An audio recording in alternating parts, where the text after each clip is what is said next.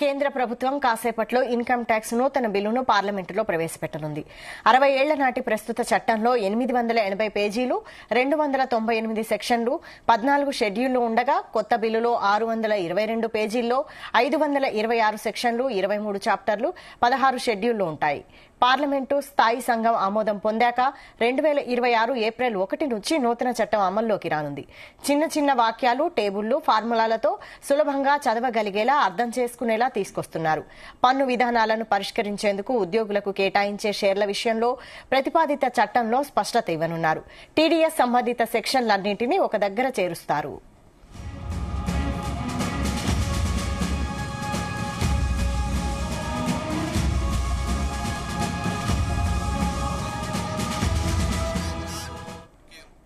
ఈ అంశానికి సంబంధించి మరిన్ని అప్డేట్స్ మా ప్రతినిధి రవిప్రసాద్ అందిస్తారు. Ravi Prasad. Vaishali, good morning. Overall గా ఈ రోజు అయితే నిర్మలా సీతారామన్, ఫైనాన్స్ మినిస్టర్ నిర్మలా సీతారామన్ గారు అయితే పార్లమెంట్ లో లోక్సభలో కొత్త ఐటీ బిల్ అయితే టేబుల్ పైనకి తీసుకొస్తున్నారు.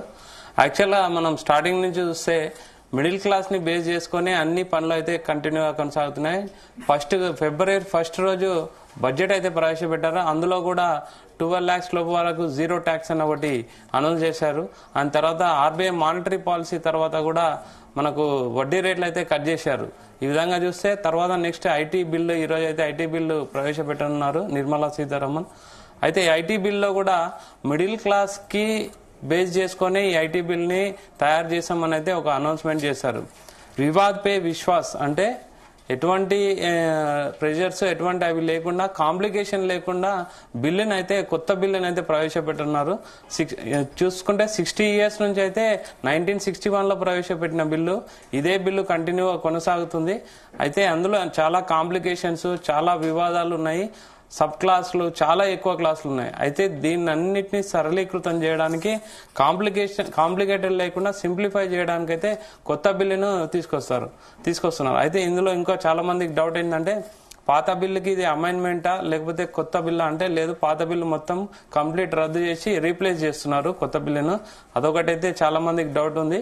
ఇది న్యూ బిల్లు, దీన్ని 2025 ఏప్రిల్ యాక్ట్ అని అంటారు. 1961 యాక్ట్ అన్నట్టు 2025 యాక్ట్ బిల్ అని చెప్తారు.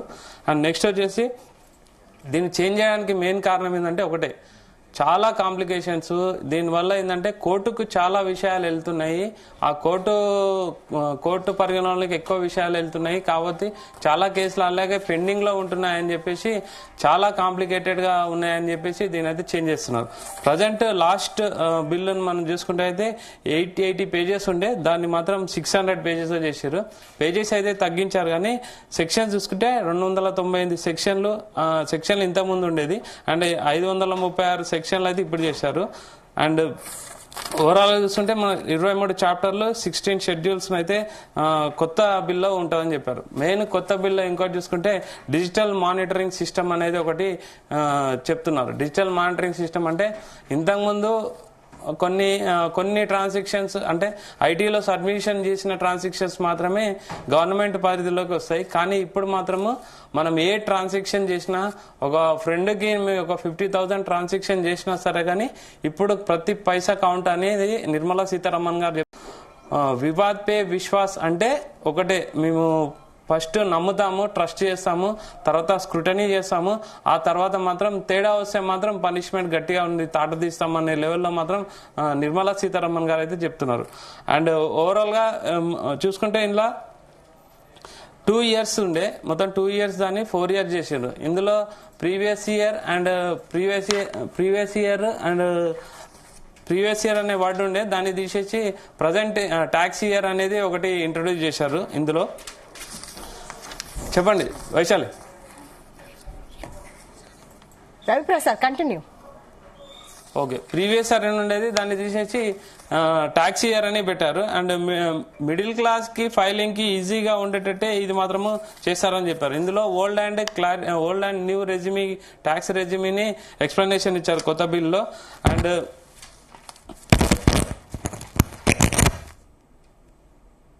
ఇందులో కొత్తగా చెప్పుకోవాల్సిన కొత్త బిల్లు ఏంటంటే ఏఐకి సంబంధించిన ఒకటి స్క్రూటనీ జరుగుతుంది. అంటే ఆర్టిఫిషియల్ ఇంటెలిజెంట్ ని ఇంట్రొడ్యూస్ చేశామని చెప్తున్నారు. అండ్ ఇంతకుముందు ఐటీ బిల్లో డిజిటల్ ట్రాన్సాక్షన్స్, క్రిప్టోకి సంబంధించినవి అండ్ ఈ ఫిజికల్ గోల్డ్ కాకుండా మామూలు గోల్డ్ కొంటాం కదా, డిజిటల్ గోల్డ్, అవన్నీ ఇందులో పరిగణనలకు లేవు. కానీ కొత్తగా ఐటీ బిల్లో మాత్రం ఇవన్నీ స్క్రూటనీ చేస్తారు. అన్ని ప్రతి ఒక్కటి కూడా కౌంట్ చేస్తారు. ప్రతి దానికి ప్రతి ట్రాన్సాక్షన్ కి లెక్క చూపించాల్సి ఉంటుంది. అండ్ బిజినెస్ చేసే వాళ్ళకు కూడా మెయిన్ ఇది చాలా ఇంపార్టెంట్ విషయం అని చెప్పాలి. బిజినెస్ సంబంధించిన వాళ్ళకు కూడా ఇంతకుముందు బిజినెస్ చేసే వాళ్ళు ఇక్కడ అంటే ఫారెన్ ఇన్వెస్టర్లకు ట్యాక్స్ ఉండేది కాదు. కానీ ఇప్పుడు ఈ కొత్త చట్టం వల్ల ఫారెన్ ఇన్వెస్టర్లకు అయితే కొత్తగా ట్యాక్స్ అయితే పే చేయాల్సి వస్తుంది ఈ ఇయర్ నుంచి. అంటే ఇది చాలా పెద్ద స్టెప్ అని చెప్పాలి.